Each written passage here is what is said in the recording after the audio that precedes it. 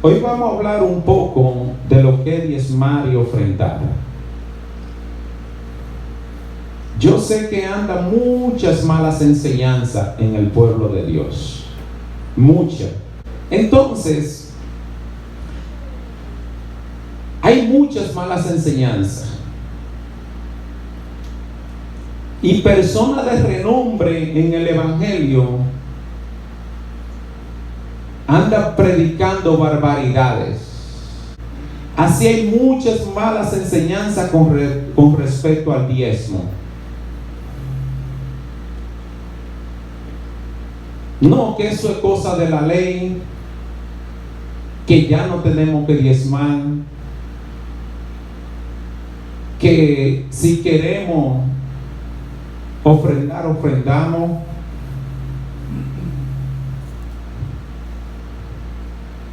Y eso está acabando con la iglesia y restándole bendiciones a los miembros de la iglesia y por ende a la iglesia en general. Cuando decimos restando es que se le está quitando, porque entonces no estamos cumpliendo con ese mandato del Señor. Y muchas personas de renombre están en eso. Y es lástima, porque entonces muchos que no estudian la Biblia caen en esa trampa de Satanás, porque es una trampa de Satanás el no diezmar.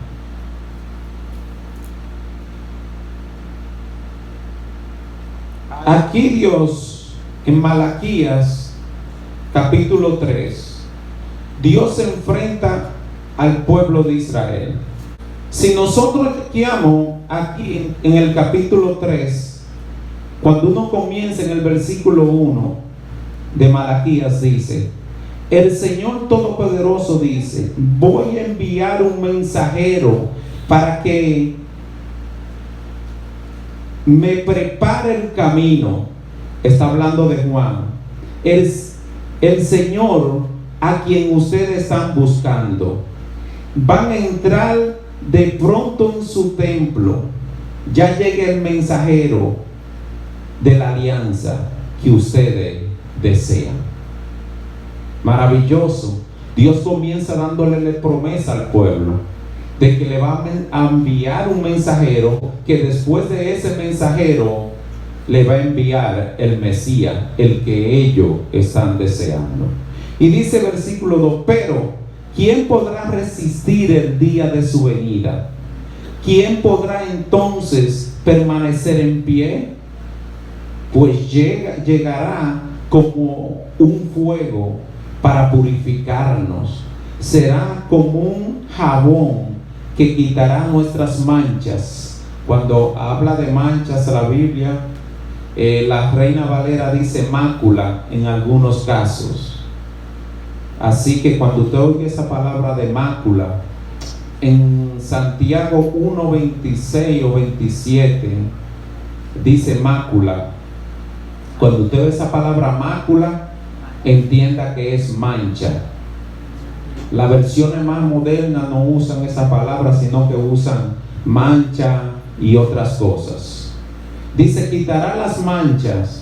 El Señor se sentará a purificar a los sacerdotes, los descendientes de Leví, como quien purifica la plata y el oro en el fuego.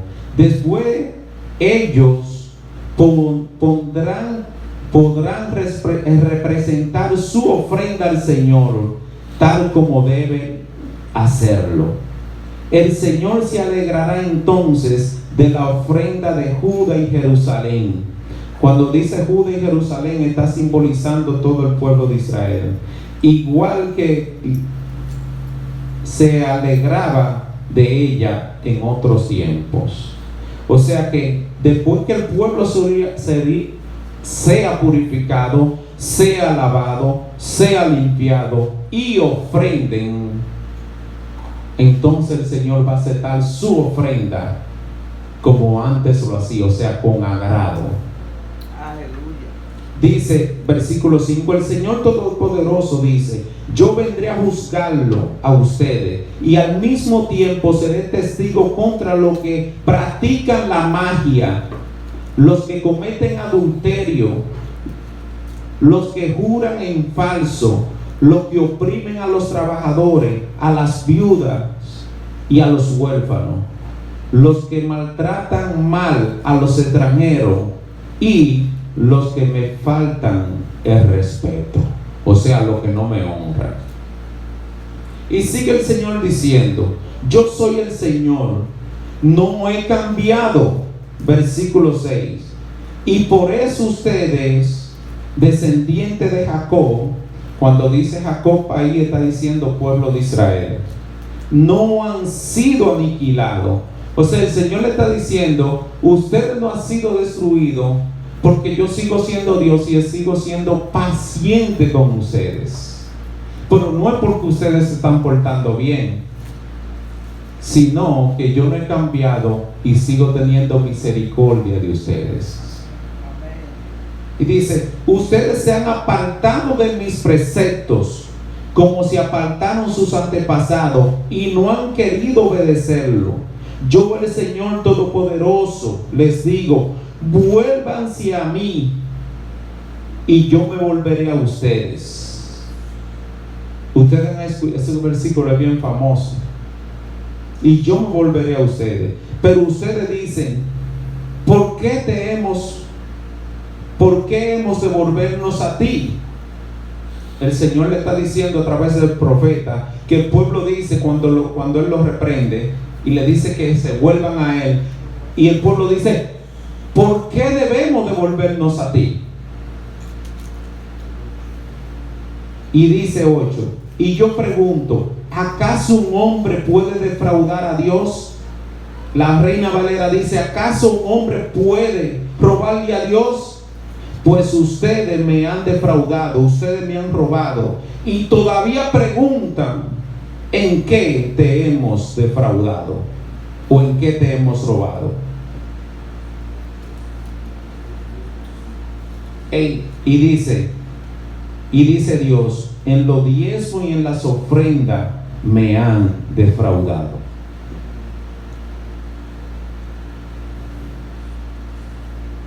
Sí, y dice el 9: si toda la nación, todos ustedes me están defraudando, y por eso voy a maldecirlo, yo, el Señor, lo afirmo. Yo no sé por qué la Biblia es clara, y yo no sé por qué se está diciendo o enseñando otras cosas en el pueblo de Dios. Y es muy triste que eso esté pasando. Y como dije, muchas personas de renombre entre el pueblo de Dios están cayendo en esas enseñanzas. Y dicen que eso era en el tiempo de la ley. Esa es la excusa que se dice para predicar que Dios no exige diezmo y ofrenda, que nadie está obligado a diezmar y ofrendar. Y es verdad, nadie está obligado a diezmar y ofrendar, pero tampoco nadie está obligado a servirle a Dios. Nadie te ha obligado a tu venir aquí hoy. Así que nadie te va a obligar a diezmar. Pero Dios nos manda a que diezmemos y ofrendemos. Amén. Y dice Él que cuando no lo hacemos, estamos robando. Yo no sé, lo dice Él. Yo no sé si su Biblia no lo dice, pero la mía lo dice. La mía, la que yo uso, dice defraudar, pero la Reina Valera dice robar. Ahora, cuando usted está defraudando a alguien, cuando usted le dice a un hijo suyo: tú me defraudaste, hijo mío, eso quiere decir que el hijo lo está ofendiendo. Amén. O que el hijo lo ofendió. Amén. Si usted le dice a un hijo suyo: tú me estás defraudando, hijo mío, Es porque el hijo está haciendo cosas que a usted no le agrada. Amén. Entonces aquí Dios se le está diciendo al pueblo: ustedes están haciendo cosas que a mí no me agradan. Entre ellas está que me están robando el diezmo y la ofrenda que yo le he dicho que me den. Y nosotros tenemos que entender esto bien en cuenta. Y no es la primera vez que el Señor le pide diezmo y ofrenda al pueblo. No es la primera vez. Dios lo estableció desde que instituyó los 10 mandamientos allá a través de Moisés y las instrucciones que le dio a Moisés. Si ustedes no tienen que buscarlo, si quieren más tarde, yo le paso todos los versículos bíblicos que tengo. Pero mientras tanto, concéntrese en el mensaje. Dice Levítico 27:30, dice: la 10ª parte de los productos de la tierra, tanto de semillas como de árboles frutales, pertenecen al Señor y está consagrado a Él. Amén. O sea que lo que el Señor le está exigiendo aquí, 1000 y pico de años después, ya se lo había pedido a través de Moisés hace muchos años.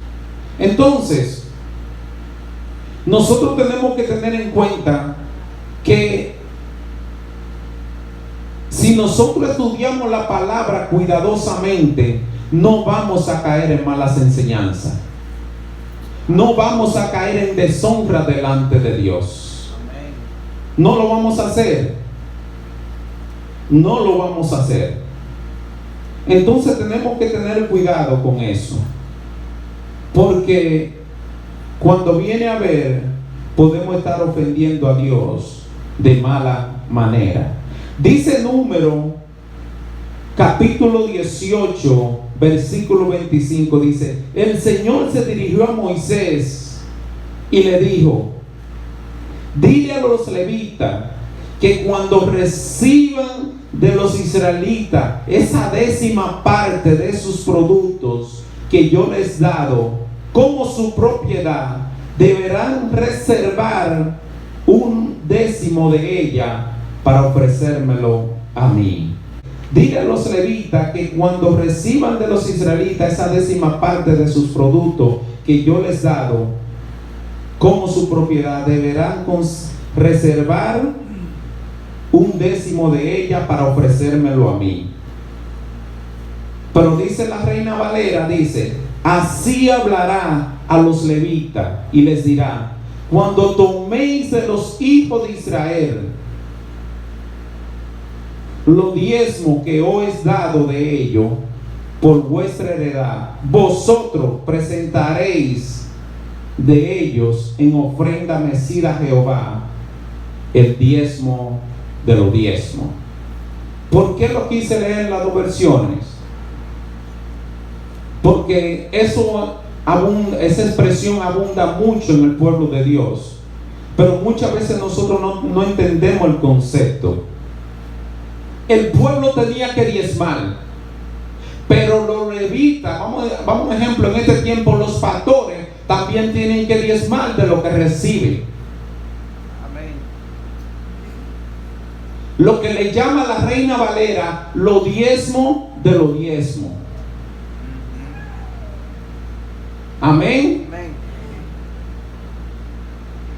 Y sigue diciendo del versículo 27 en adelante hasta el 32, dice: esa será su contribución, semejante a la contribución que hacen los israelitas cuando dan una parte de su trigo y de su vino. Así, de esa 10ª parte que les dan los israelitas, los levitas apartarán su contribución al Señor y se la darán al sacerdote Aarón.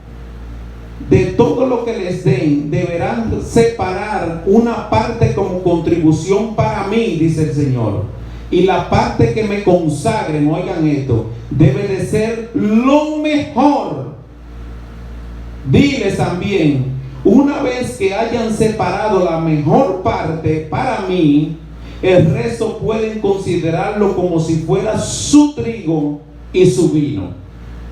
Y pueden comerlo ustedes y sus familias en cualquier lugar. Ese es su salario por el servicio. La versión dice por su ministerio, dice la Reina Valera.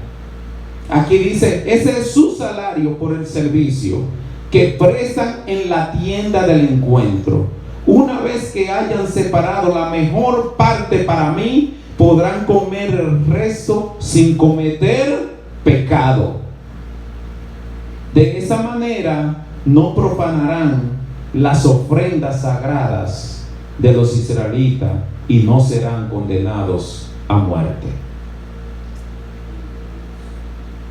O sea que el pueblo tenía que sacar la mejor parte para llevar al templo como diezmo y ofrenda al Señor.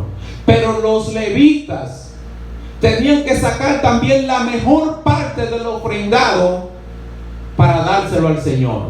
Lo que la Reina Valera dice, lo diezmo de lo diezmo. O sea que cada uno de nosotros debe procurarle darle al Señor lo mejor, no la migaja. Gloria a Dios. Hay gente que viene para la iglesia, tiene $100 ahí o tiene 150 o lo que sea, y a veces ve $2 en la mesa. Estamos aquí en Estados Unidos.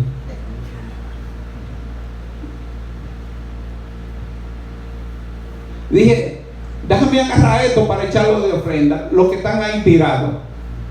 Cuando en nosotros debe de haber la excelencia para ofrendar y diezmarle al Señor. Amén. Se lo exigía al pueblo, pero también se lo exigía a los levitas, o sea, a los sacerdotes. Y cuando uno ve eso, uno dirá, pues ¿de dónde es que esta gente sacan esta mala enseñanza de que ya no hay que diezmar y ofrendar? Que eso es cosa de la ley, que eso ya no está vigente.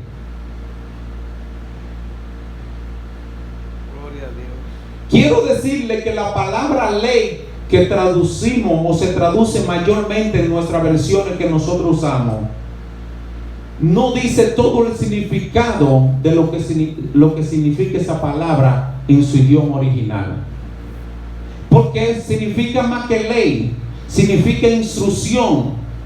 La palabra que se usa como ley, y en nuestra versión la vemos así traducida, en el idioma original, esa palabra significa instrucción, enseñanza, dirección. Amén. Significa guianza. Amén. Pero lo que pasa es que cuando lo vemos solamente como ley, lo vemos como algo obligatorio. Amén. Pero aunque fuese así, miren lo que dice Jesús. En Mateo 5, versículo 17 al 19. Oigan lo que dice. Si usted nunca se ha detenido a observar qué significa esos versículos, yo quiero que hoy lo entendamos. Escudriñémoslo bien, pensémoslo bien, leámoslos al pasito, despacio. Yo lo voy a leer en la Dios habla hoy, que nos habla en un lenguaje más llano, más dominicano. Dice, no crean ustedes que yo he venido a suprimir la ley o los profetas. En la Reina Valera dice abrogar. No crean ustedes que yo he venido a suprimir la ley o los profetas. No he venido a ponerle fin, sino a darle su pleno valor.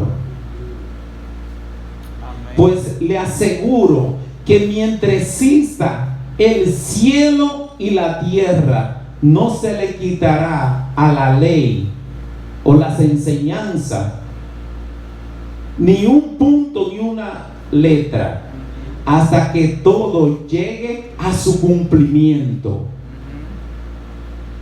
Oigan esto, por eso, el que no obedece uno de los mandatos de la ley o de la enseñanza, la instrucción, aunque sea el más pequeño, ni enseña a la gente a obedecerlo, será considerado el más pequeño en el reino de los cielos.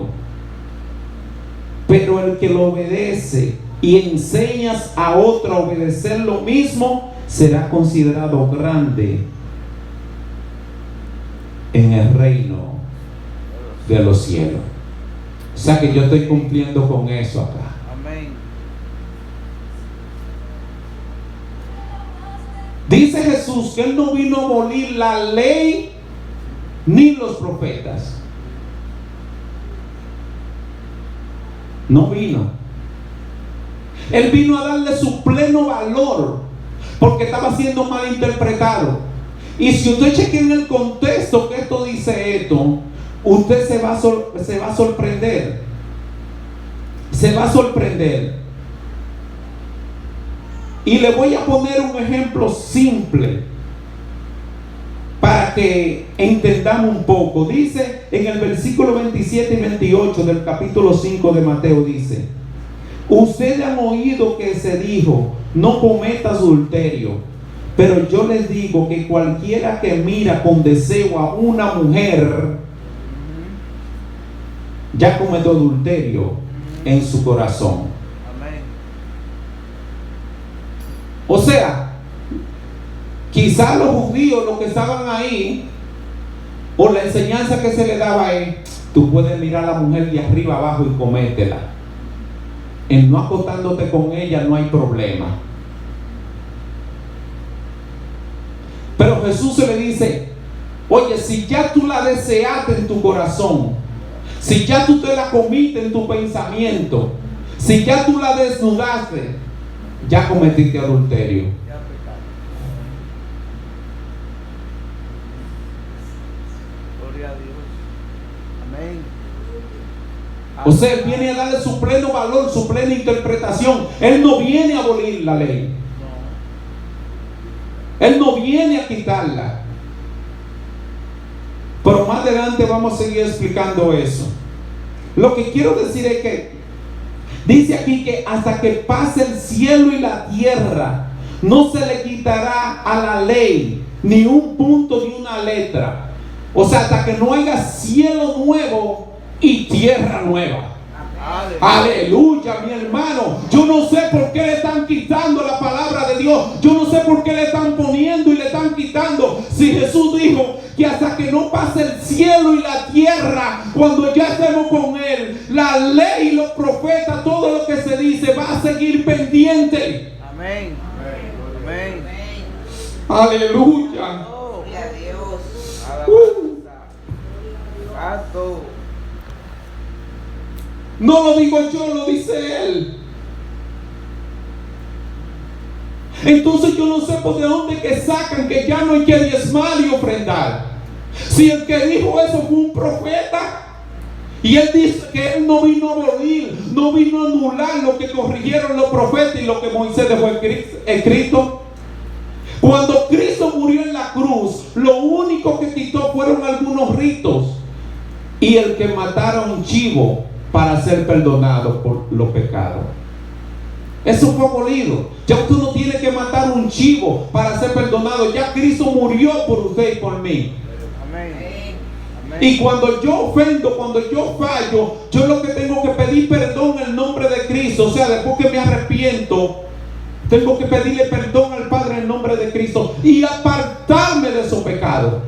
Amén.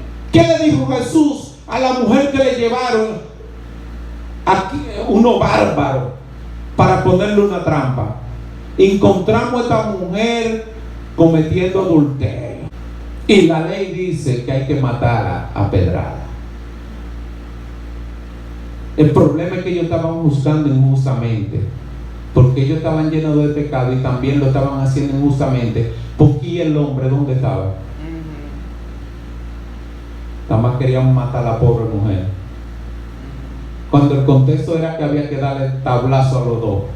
Y Jesús se pone a escribir ahí. El que esté libre de pecado, después que le dijo eso, se puso a escribir: tire la primera piedra.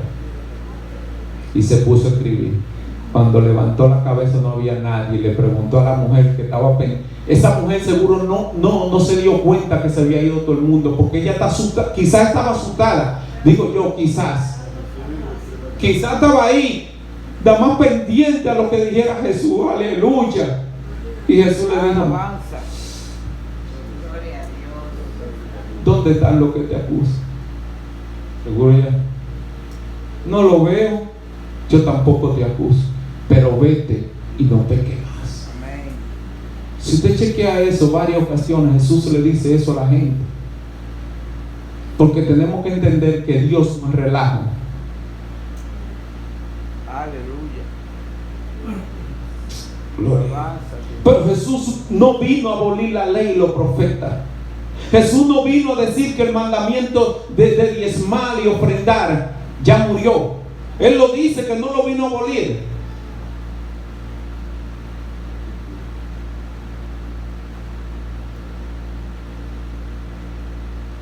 Él dijo: yo no vine a abolirlo, yo vine a darle su pleno valor. Yo le vine a decir las cosas como son. Porque mientras haya cielo y tierra, van a estar vigentes. ¿Por qué? Porque ya cuando estemos con el Padre no vamos a necesitar esto, si vamos a estar viviendo en el Espíritu. Aleluya. Gloria a Dios. Gloria a Dios. Gloria a Dios.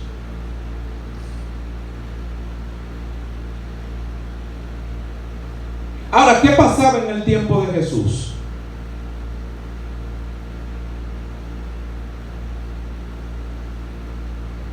Que los levitas, los sacerdotes, se habían vuelto codiciosos. Y estoy diciendo esto por lo que voy a decir, porque mucha gente no entiende que Jesús no vino a abolir el diezmo. En Mateo 23:23 dice, ustedes maestros de la ley y fariseos. Mateo 23:23, por si lo quieren tener ahí.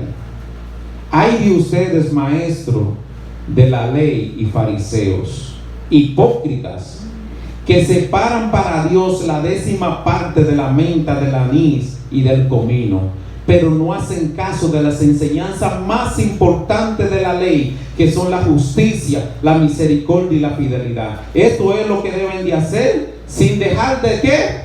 De hacer lo otro. Amén. Yo no puedo decirle, o sea, a una persona que viene a visitar la iglesia o voy a evangelizar a alguien, hablarle del diezmo, a menos que no me pregunte. Yo no voy a decirle: mira, tú tienes que venir a Cristo y diezmar. No, yo tengo que enseñar a esa persona a conocer a Cristo. Tengo que mostrarle el amor de Dios a esa persona, predicándole su palabra. Y a medida que esa persona se vaya entregando al Señor, ir enseñando la palabra, y él va a comprender que tiene que diezmar, porque yo se lo voy a enseñar, porque la palabra de Dios se lo dice. Amén. Pero ¿qué pasaba con los fariseos? Que yo estaba más interesado en sacarle los chelitos a la gente de los bolsillos que enseñarle a obedecer a Dios.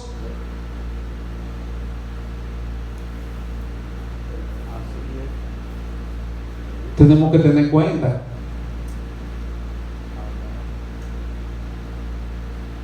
Con eso. Y Jesús le dice: hipócrita, ustedes se apuran más por el diezmo del anís y del comino, en vez de enseñarle a la gente que deben de andar en justicia, en verdad y en amor.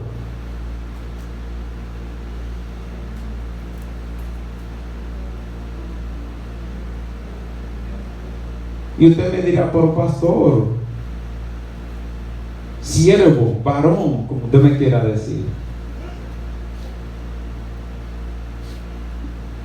el diezmo es por fe. Y yo te voy a decir: claro, el diezmo es por fe. Yo no te voy a discutir eso. yo no te lo voy a discutir. Es por fe de principio a fin. Mira que dice Romanos, capítulo 3, versículo 31. ¿Con la fe le quitamos el valor a la ley? Claro que no. Más bien afirmamos el valor de la ley. O sea que si yo tengo fe en el Señor, yo no voy a mentir. Si yo tengo fe en el Señor, yo no voy a cometer adulterio. O sea, eso confirma lo que ya Dios dijo que yo no debo hacer. Aleluya. Allá en el Antiguo Testamento. No sé si nos estamos entendiendo. Amén. O sea que todo lo que Dios le dijo a Moisés, no mate, no robe y esto, si yo tengo fe en el Señor, yo no voy a hacer nada de eso, porque la fe en el Señor, que viene por escuchar la palabra de Dios, me dice que eso está malo. Aleluya. Alabanza.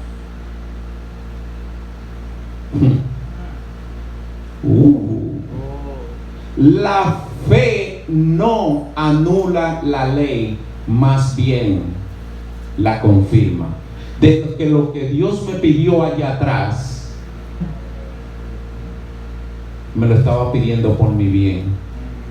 O sea, lo que Él me pidió allá atrás que hiciera o no hiciera, me lo pidió por el bien mío, y es porque es lo que Él quiere que yo haga para agradarle a Él.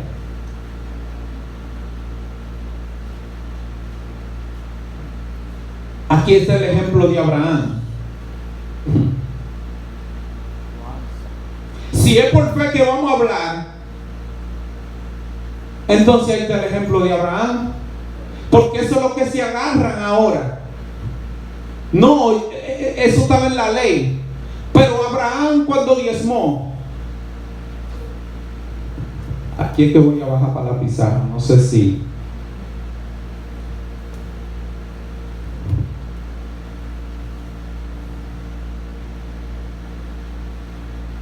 quiera Dios que no pase vergüenza.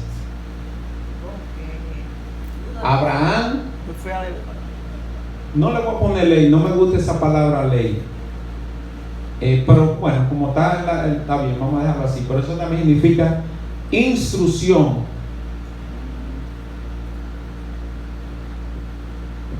enseñanza y todo eso.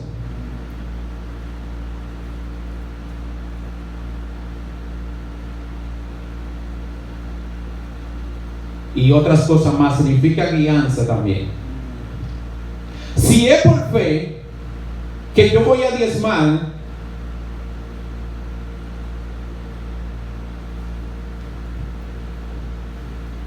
¿quién estaba primero? ¿Abraham o la ley?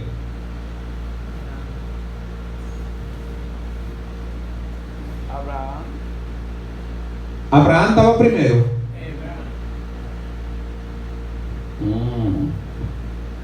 Y Abraham diezmó.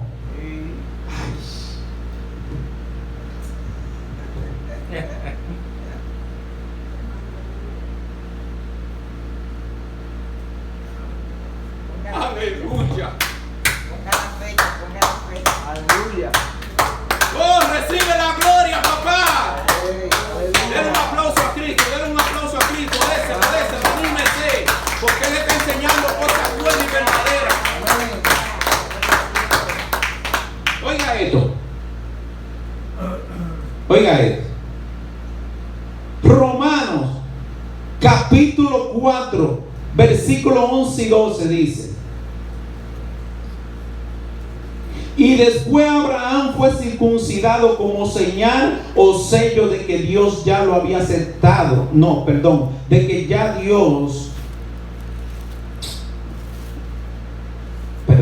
y después Abraham fue circuncidado como señal o sello de que Dios ya lo había reconocido como justo por causa de su fe. De ese modo Abraham ha venido a ser también el padre de todo lo que tienen fe. aunque no hayan sido circuncidados. Y así Dios los reconoce igualmente a ellos como justo. Y Abraham es también el padre de quienes, además de estar circuncidado, siguen el ejemplo de aquella fe que nuestro antepasado ya tenía cuando aún no estaba circuncidado.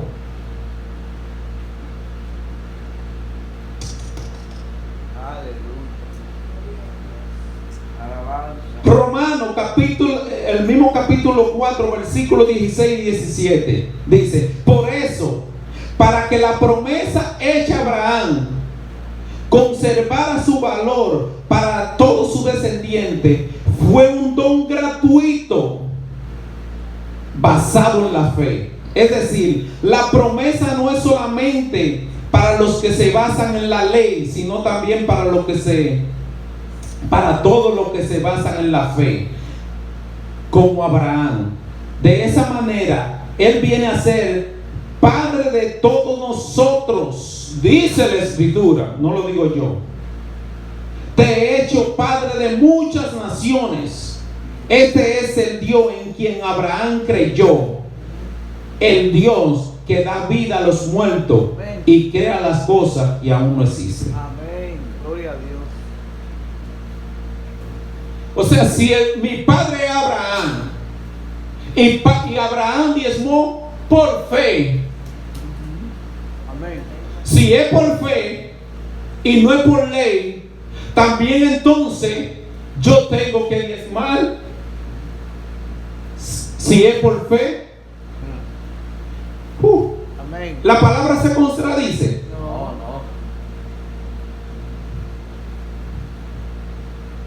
No me quiero adelantar, pero Aleluya.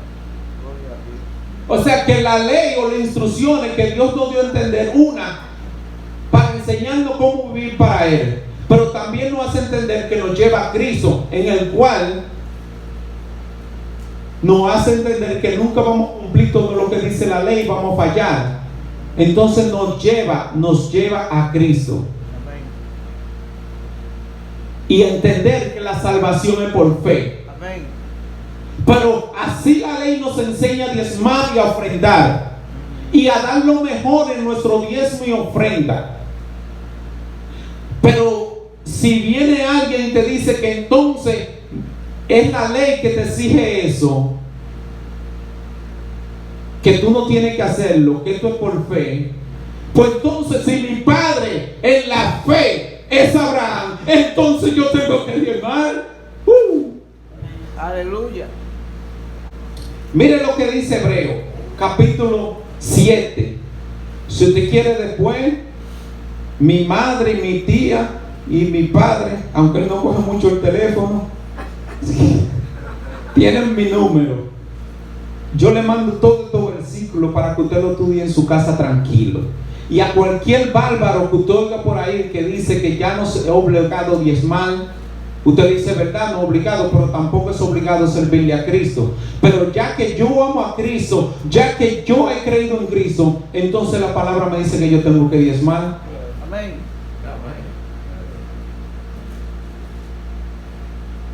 Emma, dice la Biblia que toda escritura es inspirada Por Dios. Por Dios. Pregunta: cuando se dice que toda escritura es inspirada por Dios, ¿el Nuevo Testamento estaba hecho?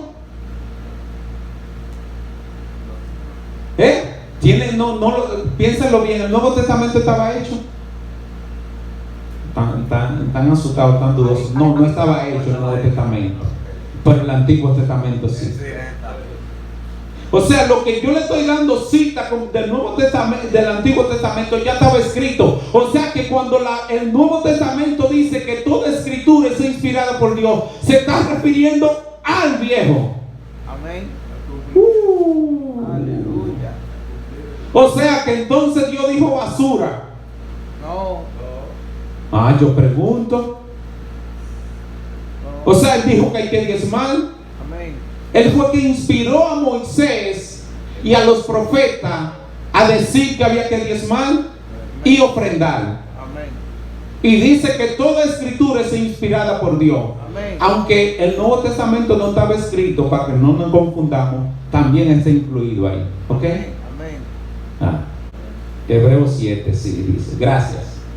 Dice, Hebreos 7, versículo 1 y 2. Ahora bien, fíjense qué importante era Melquisedec, que nuestro propio antepasado Abraham le dio la 10ª parte de lo que les había ganado a los reyes en la batalla.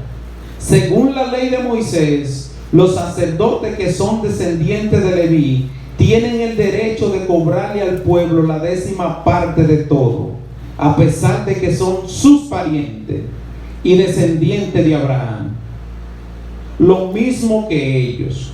Pero Melquisedec, aunque no era descendiente de Leví, le cobró la 10ª parte a Abraham, que había recibido las promesas de Dios. Así Melquisedec bendijo a Abraham, y nadie puede negar que el que bendice es superior al bendecido. Amén. Aunque eso ahí está comparando el sacerdocio de Cristo con los de Levita y eso, le está diciendo que Abraham le diezmó, que es el punto, ¿ok? Porque no puedo entrar en esas otras explicaciones. Dice, sabemos que el que bendice es superior al bendecido. Aquí en esa vida, los que cobran la 10ª parte son hombres mortales, pero la escritura habla de Melquisedec como de uno que todavía vive, y se puede decir que los sacerdotes que descienden de Leví y que ahora cobran la 10ª parte pagaron también. Oiga esto, ponga mucha atención acá. Dice, oiga esto, dice, y que ahora cobran la 10ª parte. Voy a leer un chisme para arriba, ¿para qué? Y se puede decir que los sacerdotes que descienden de Leví y que ahora cobran la 10ª parte pagaron también la 10ª parte a Melquisedec al pagársela a él, Abraham. Porque en cierto sentido, cuando Melquisedec salió al encuentro de Abraham, éste llevaba en su cuerpo, en su simiente, a su descendiente que aún no habían nacido. Amén. Yo no sé si usted lo entendió. Gloria a Dios.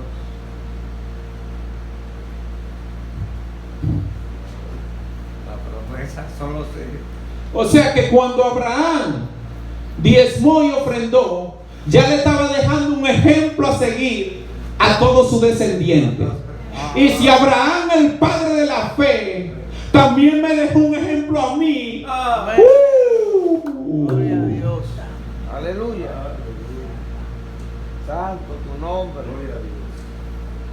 Para que yo lo siga.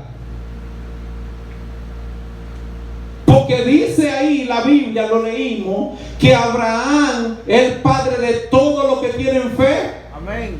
Pues yo tengo que seguir el ejemplo de mi padre. Aleluya. Gloria a Dios. Gloria a Dios. Alabanza. Ay, Padre. Ahora pregunto, para terminar, para que no se asuste. ¿Quién le puso en el corazón a Abraham que diezmara? No sé.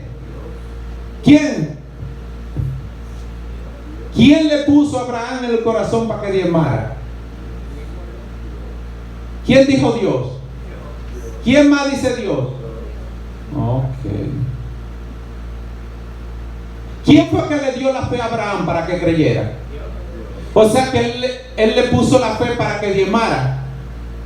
Dice la Biblia que Dios pone tanto el querer como el hacer por su buena. El diablo no le iba a poner a Abraham, oye, tú tienes que diezmar. Que no diezme. El diablo al contrario está predicando para que la gente no diezme. Porque cuando un siervo o una sierva de Dios se levanta que ya no hay que diezmar, se está dejando usar como un instrumento de la tiniebla y está hablando en contra de la escritura.